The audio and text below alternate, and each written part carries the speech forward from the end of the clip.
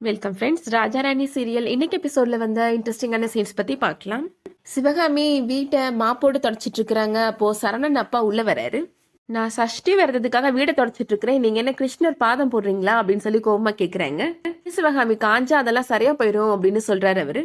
மூளையில போய் உட்காருங்க அப்படின்னு சொல்லிட்டு இருக்கிறாங்க. அந்த டைம்ல சந்தியா போன் பேசிட்டே வீட்டுக்குள்ள வராங்க. அது ஒரு சூசைட் கேஸ் தான், மார்ச்சுரியில இருந்து தான் நேரா வரேன் அப்படின்லாம் போன்ல பேசிட்டு இருக்கிறாங்க. நிமிஷம் அங்கேயே நில்லு அப்படின்னு சொல்றாங்க சிவகாமி. வீட்டுக்குள்ள வராத அப்படின்னு சொல்றாங்க.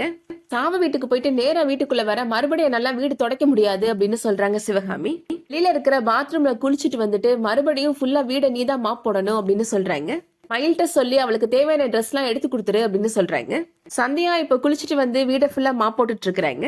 செய்யற வேலையை இஷ்டப்பட்டு செய்யணும், அத்தை என்னடா இப்படி வேலை கொடுத்துட்டாங்களே நினைச்சுலாம் செய்யக்கூடாது அப்படின்னு சொல்லிட்டு இருக்கிறாங்க. சந்தியாவை பாக்குறதுக்கு இப்போ டிபார்ட்மெண்ட் ஆளுகள்லாம் வராங்க. சந்தியா வீட்டுல வேலை பாக்குறத பார்த்த உடனே வெளியிலேயே நின்றாங்க.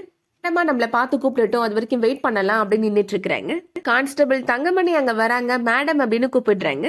சந்தியா அவங்கள பார்த்த உடனே எல்லாருமே சல்யூட் பண்றாங்க. ரொம்ப நேரமா நீங்க வெளியே நின்றுட்டு இருக்கிறீங்களா, நான் கவனிக்கல அப்படின்னு சொல்லிட்டு இருக்கிறாங்க. சந்தியா எல்லாரையும் வீட்டுக்குள்ள கூப்பிடுறாங்க. வேணாம் மேடம், இப்பதான் நீங்க மா போட்டிருக்கீங்க அப்படின்னு சொல்றாங்க. இதே கூட வேலை பாக்குறவங்களா நீங்க எல்லாரும் ரொம்ப பொறுப்பா இருக்கிறீங்களே அப்படின்னு சொல்றாங்க சிவகாமி. சந்தியா எல்லாரையும் வீட்டுக்கு வெளியில இருக்கிற திண்ணையில உட்கார சொல்றாங்க.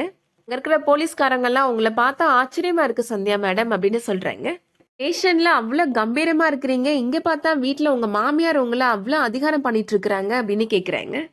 சந்தியா சொல்றாங்க, அது என்னோட வேலை, வீட்டுக்குன்னு வந்துட்டா நான் ஒரு நல்ல மனைவியா மருமகளா தான் இருப்பேன் அப்படின்னு சொல்றாங்க.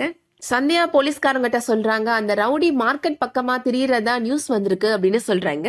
வெளியூர்லாம் போல இதே ஊர்ல தான் இருக்கிறான், தலைமறைவான வாழ்க்கை வாழ்ந்துட்டு இருக்கிறான் அப்படின்னு சொல்றாங்க. நீங்க எல்லாரும் உடனே மார்க்கெட் சைடு போய் சர்ச் பண்ணுங்க அப்படின்னு சொல்றாங்க சந்தியா. சரவணன்மே இப்ப அவங்க கரெக்டா வராரு. எல்லாரையும் வீட்டுக்குள்ள கூட்டிட்டு போகாம வெளியிலே உட்கார வச்சு பேச வச்சிட்டு இருக்கீங்க சந்தியா அப்படின்னு கேக்குறாரு சரவணன். சார், வீட்டுக்குள்ள மாப் போட்டிருக்கு, நீங்க போறதா இருந்தாலும் பாத்து போங்க அப்படின்னு கான்ஸ்டபிள் தங்கமணி சொல்றாங்க. ஸ்டேஷன் வந்தாதான் கலாய்க்கிறீங்கன்னா இங்கேயுமா அப்படின்னு சொல்றாரு சரவணன். சரி, நீங்க எல்லாரும் கிளம்பி போங்க அப்படின்னு சந்தியா சொல்லிடுறாங்க. சரவணன் இப்போ அந்த கான்ஸ்டபிள் தங்கமணிட்ட போய் என்ன கேஸ் என்ன விஷயம்ன்றதை கேட்டு விசாரிக்கிறாரு. அடுத்ததா சிவகாமி அர்ச்சனாவை கூப்பிட்டு, என்னால இந்த ஊசியில நூல் கோர்க்க முடியல, கோர்த்து கொடுமா அப்படின்னு சொல்றாங்க.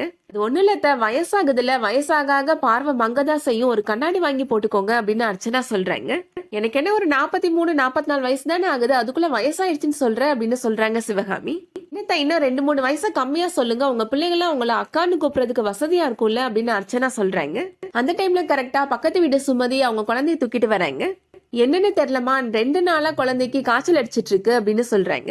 குழந்தை உடம்பு ஃபுல்லா அங்கங்க திட்டு திட்டா ரெட் கலரா இருக்கு அப்படின்னு சொல்றாங்க. சிவகாமி குழந்தைய வாங்கி பாக்குறாங்க. பார்த்த உடனே குழந்தைக்கு அம்மா போட்டிருக்குமா அப்படின்னு சொல்றாங்க. சிவகாமி சுமதிட்ட சொல்றாங்க, குழந்தைய தூக்கிட்டு உடனே வீட்டுக்கு போமா, வீடு ஃபுல்லா நல்லா மஞ்சள் தண்ணி தெளிச்சு விடு, வாசல்ல வேப்பில கட்டி விடு அப்படின்னு சொல்றாங்க. நீயும் சுத்தபத்தமா இருந்துருமா, ஒரு வாரத்துல குழந்தைக்கு சரியாயிடும் அப்படின்னு சொல்றாங்க சிவகாமி. அர்ச்சனாமே உடனே போறாங்க. நீ எங்க போற அப்படின்னு கேக்குறாங்க சிவகாமி. அவ குழந்தைய தனியா எப்படி பாத்துப்பா அப்படின்னு சொல்றாங்க அர்ச்சனா. குழந்தைக்கு அம்மா போட்டிருக்குது அப்படின்றதுனாலதான் உடனே அவளே வீட்டு விட்டு கிளம்ப சொன்னேன், நீ என்ன பின்னாடியே போற அப்படின்னு சொல்றாங்க சிவகாமி. அதெல்லாம் அவ பாத்துக்குவா, நீ ஒண்ணு போக வேணாம் அப்படின்னு சொல்லிடுறாங்க. அடுத்ததா செந்தில் இப்போ ரூமுக்கு வராரு. அர்ச்சனா அங்க திரும்பி படுத்திருக்காங்க. இங்க திரும்ப அச்சு அப்படின்னு சொல்லிட்டே இருக்கிறாரு. அர்ச்சனா திரும்புறாங்க. பார்த்தா அவங்க நெத்தியில பெருசா பட்டை போட்டிருக்காங்க. என்னாச்சுடி, நைட் நேரத்துல இப்படி பட்டையெல்லாம் போட்டு வச்சிருக்கிற அப்படின்னு செந்தில் கேக்குறாரு. பக்கத்து வீட்டு குழந்தைக்கு உடம்பு சரியில்லைல்ல, அதனாலதான் அம்மனுக்கு வேண்டிட்டு நான் விரதம் இருக்கிறேன் அப்படின்னு சொல்றாங்க. ஏண்டி இதெல்லாம் கொஞ்சம் ஓவரா இல்லையா உனக்கு அப்படின்னு சொல்றாரு செந்தில். அவங்க குழந்தைய அவங்க பாத்துப்பாங்க, நீ எதுக்கு விரதம் இருக்கிற அப்படின்னு கேக்குறாரு. நீங்க இப்படி பாரபட்சமா பேசுறீங்க, எல்லாமே குழந்தை தானே அப்படின்னு சொல்றாங்க அர்ச்சனா. அத்தை சுத்தபத்தமா இருக்கணும்னு சொன்னாங்க, நம்ம குழந்தைக்கும் எதுவும் வந்துடக்கூடாதுன்னு தான் நான் விரதம் இருக்கிறேன் அப்படின்னு சொல்றாங்க அர்ச்சனா. அடுத்ததா சந்தியா போன்ல பேசிட்டு இருக்கிறாங்க. அந்த ரவுடியை பத்தி எந்த க்ளூ கிடைச்சாலும் எனக்கு உடனே இன்ஃபார்ம் பண்ணுங்க அப்படின்னு சொல்றாங்க. சரவணன் இப்போ ரூம்குள்ள வராரு. சந்தியா பக்கத்துல வந்து உட்கார்றாரு. ஏன் இவ்வளவு தள்ளி உட்காந்துருக்கீங்க, பக்கத்துல வந்து உட்காருங்க அப்படின்னு சொல்றாங்க சந்தியா. சரவணன் தோல்ல சாஞ்சுக்கிறாங்க. ஏதாவது பேசுங்க அப்படின்னு சொல்றாங்க. என்னங்க என்ன அப்படி பாக்குறீங்க அப்படின்னு சரவணன் கேக்குறாரு. ஏன் புருஷனை நான் பாக்குறேன் அப்படின்னு சொல்றாங்க சந்தியா.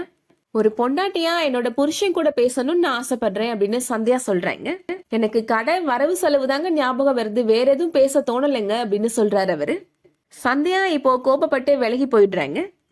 என்ன என்ன அப்படி பாக்குறீங்க, போலீஸ்காரையவே சைட் அடிக்கிறீங்களா அப்படின்னு கேக்குறாங்க சந்தியா. ஏன் பொண்டாட்டே நான் பாக்குறேன், உங்களுக்கு என்ன பிரச்சனை அப்படின்னு கேக்குறாரு சரவணன். சடனா இப்படி எல்லாம் சேஞ்ச் ஓவர் காமிக்காதீங்க அப்படின்னு சொல்றாங்க சந்தியா. பிரைமரியில இருந்து திடீர்னு பிஹெச்டி வரைக்கும் போயிட்டீங்க அப்படின்னு சொல்றாங்க.